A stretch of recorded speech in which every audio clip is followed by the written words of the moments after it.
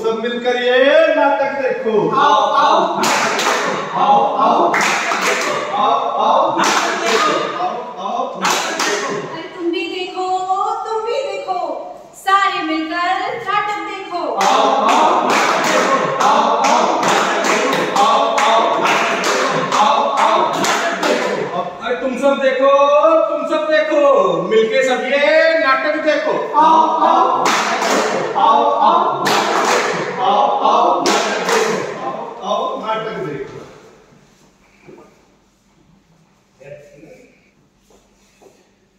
नमस्कार साथियों, आज हम एक छोटा सा प्ले करने जा रहे हैं जिसकी थीम है दहेज प्रथा एक सामाजिक विपद। इस प्ले के माध्यम से हम समाज को जागरूक करने की कोशिश करेंगे। तो पेश है आपके सामने छोटा सा प्ले दहेज प्रथा एक सामाजिक विपद।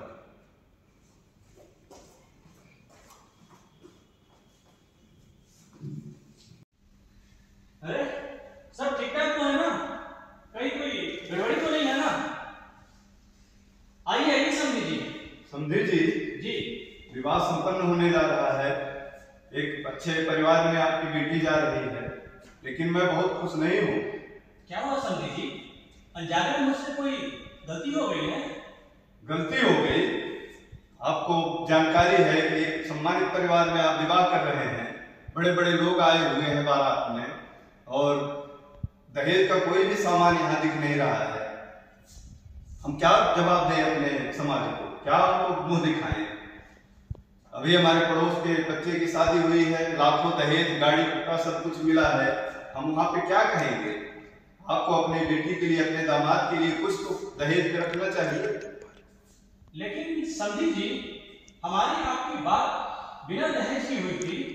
मैंने परिवार बढ़िया देखा और अपने बेटी का रिश्ता पक्का कर दिया। बढ़िया परिवार देखा, बढ़िया दहेज भी आपको सोचना चाहिए था। अच्छे परिवार में जा रहे हैं तो दहेज भी अच्छा देना पड़ेगा। लेकिन आपने अपनी जो कुछ भी आप देंगे अपनी बेटी को देंगे, दामाद को देंगे, हमारा तो मान सम्मान बढ़ेगा समाज में। यजमान जी, विवाह का शुभ मुहूर्त निकला जा रहा है। आप कहें तो हम फेरी की तैयारी को शुरू करें। हाँ हाँ चलिए पंडित जी। रुकिए पंडित जी, अभी कुछ बातों का फैसला होना है, हो जाए उसके बाद कार्यक्रम शुरू होगा। दहेज की बात चल रही है, दहेज फाइनल होने दीजिए। बिना दहेज के हम शादी नहीं करेंगे, हम बारात वापस ले जाएंगे अपनी। समझी साहब, ये क्या बोल रहे हैं आप? ऐसा ना कीजिए समझी साहब, हमारी भी समाज में इज्जत है, सारे लोग देख रहे हैं, हमारी भी इज्जत है समझी साहब। आपकी इज्जत और हमारी इज्जत का क्या?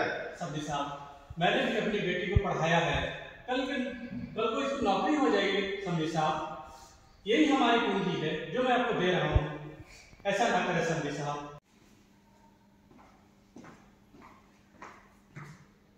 नाचीज को दूल्हे का फूफा कहते हैं। आप जिनसे बात कर रहे हैं बहुत प्रतिष्ठित व्यक्ति है। सैकड़ों बड़े बड़े लोग आए हुए हैं बारात में। सबके बच्चों को काफी ज्यादा दहेज मिला हुआ है, और इनमें ऐसी क्या कमी है कि आप इनको दहेज नहीं दे रहे हैं? लड़की की विदाई तभी होगी जब इनकी मांग के अनुसार इनको दहेज मिलेगा, नहीं तो आपकी लड़की की विदाई नहीं होगी। अरे अरे भाई साहब, ऐसा जुल्म हम लोगों पर ना कीजिए। कृपया ऐसा ना कीजिए, हम लड़की के चाचा हैं। कृपया ऐसा न कीजिए, हमारी बिरादरी में हमारी कोई इज्जत नहीं रह जाएगी। अच्छा, आप दोनों भाई एक जैसे, आपकी इज्जत और हमारी इज्जत का क्या, हमारे समाज का क्या? नहीं नहीं समझी साहब, ऐसा नहीं है।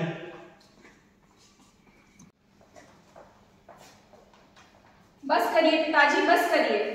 आप इनके सामने हाथ क्यों जोड़ रहे हैं? आपने हमें आत्मसम्मान से रहना सिखाया है, और आज आप इनके सामने हाथ जोड़ रहे हैं। ऐसे दहेज लोगों के यहाँ हमें शादी ही नहीं करनी चाहिए पिताजी। नहीं नहीं बेटा, ऐसा नहीं बोलते हैं। तुम अंदर जाओ बेटा, तुम अंदर जाओ। बताइए समझी जी, एक तो दहेज नहीं, ऊपर से ऐसा संस्कार। क्या हुआ पिताजी, क्या हुआ?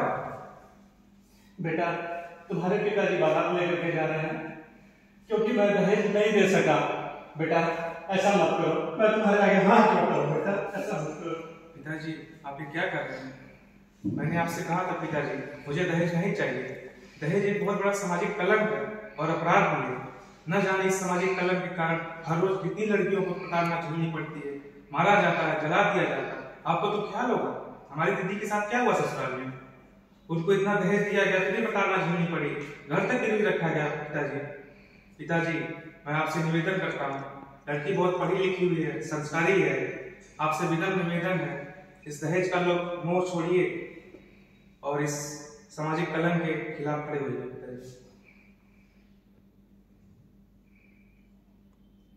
तुम सही कह रहे हो बेटा, तुमने दीदी की घटना बताकर मेरी आंखें खोल दिया तुमने। अरे हम तो तुम्हारे फूफा जी के कहने में ये सब कर दिए, सामाजिक प्रथा के नाम पर। उन्होंने काश मुझे अच्छी सलाह दी होती तो आज ऐसा नहीं होता। समझिए, हमें क्षमा करें आप, और आप दुखी ना हो, शादी के आगे का कार्यक्रम शुरू किया जाए।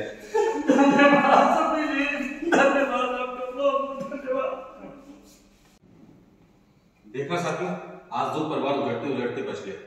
जरूरत है सिर्फ एक छोटे से पहल की।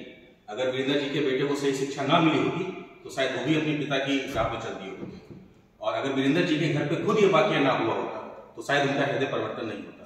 साथियों, हमें इस दहेज प्रथा को, इस सामाजिक विपद को जड़ से खत्म करना होगा, और हमें अपने से पहले पीढ़ी को ये बात समझानी होगी कि दहेज प्रथा एक अभिशाप है और समाज के लिए कलंक है।